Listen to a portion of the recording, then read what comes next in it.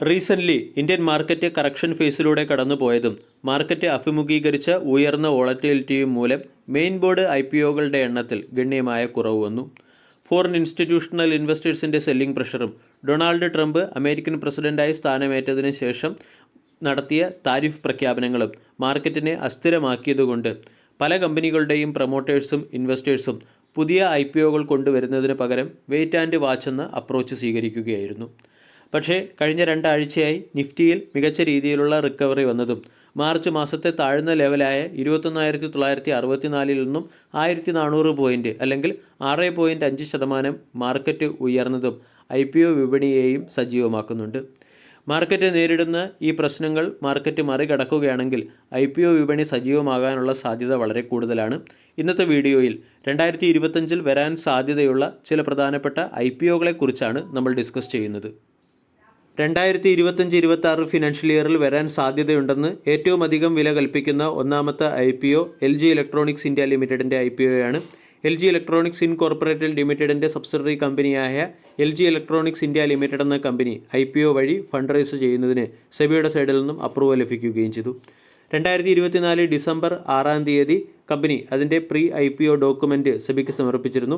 ഈ pre IPO document പരിശോധിച്ചാൽ 10 രൂപ ഫേസ് വാല്യൂ ഉള്ള 10 കോടി ഇക്വിറ്റി ഷെയറുകൾ ഇഷ്യൂ ചെയ്യാനാണ് കമ്പനി തീരുമാനിച്ചിരിക്കുന്നത്. Morgan Stanley India limited, JP Morgan India private limited തുടങ്ങിയവയായിരിക്കും ഫ്രണ്ട് റണ്ണേഴ്സായി പ്രവർത്തിക്കുക. കെഫിൻ ടെക്നോളജി ആയിരിക്കും രജിസ്ട്രാറായി പ്രവർത്തിക്കുന്നത്. രണ്ടാമത്തേത് NSDL അല്ലെങ്കിൽ നാഷണൽ സെക്യൂരിറ്റി ഡെപ്പോസിറ്ററി ലിമിറ്റഡ്.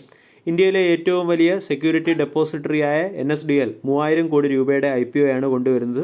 ഈ IPO ഒരു ഓഫർ ഫോർ സെയിൽസ് ആയിരിക്കും.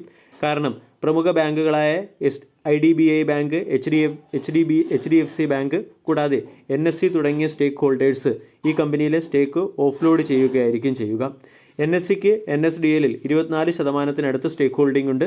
2024 സെപ്റ്റംബർ മാസത്തിൽ തന്നെ സെബിയുടെ സൈഡിൽ നിന്നും NSDLന് IPOയ്ക്കുള്ള അപ്രൂവൽ ലഭിച്ചിരുന്നു. ബാക്കിയുള്ള റെഗുലേറ്ററി ക്ലിയറൻസുകൾ നേടുകയാണ് കമ്പനി ഇപ്പോൾ. മൂന്നാമത്തേത് ടാറ്റ ക്യാപിറ്റലിൻ്റെ IPO. മണി കൺട്രോളിൻ്റെ റിപ്പോർട്ട് അനുസരിച്ച് ടാറ്റ ഗ്രൂപ്പ് തങ്ങളുടെ പ്രമുഖ ഫിനാൻഷ്യൽ സർവീസ് സെക്ടറിലെ കമ്പനിയായ ടാറ്റ ക്യാപിറ്റലിൻ്റെ IPOയ്ക്ക് ഒരുങ്ങുന്നു. ഇതിനുവേണ്ടി 15,000 കോടി രൂപയ്ക്ക് അടുത്തുള്ള IPO ആയിട്ടാകുമെന്നാണ് മാർക്കറ്റ് എസ്റ്റിമേഷനുകളിൽ കാണിക്കുന്നത്. NBFC സെക്ടറിലെ ഒരു കമ്പനിയായ ടാറ്റ ക്യാപിറ്റൽ എന്ന കമ്പനി ടാറ്റ സൺസിൻ്റെ പ്രധാന സ്റ്റേക്ക് ഹോൾഡർ കൂടെയാണ്.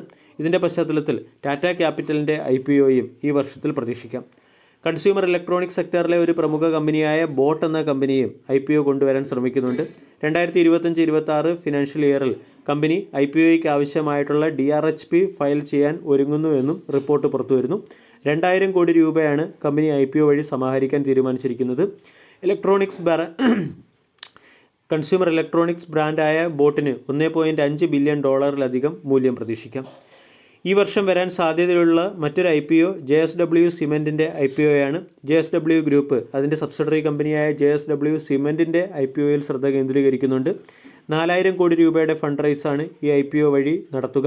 2,000 കോടി രൂപയുടെ ഫ്രഷ് ഇഷ്യൂവും 2,000 കോടി രൂപയുടെ OFSഉം പ്രതീക്ഷിക്കാം. വീഡിയോ എല്ലാവർക്കും ഇഷ്ടമായി എന്ന് വിശ്വസിക്കുന്നു. താങ്ക്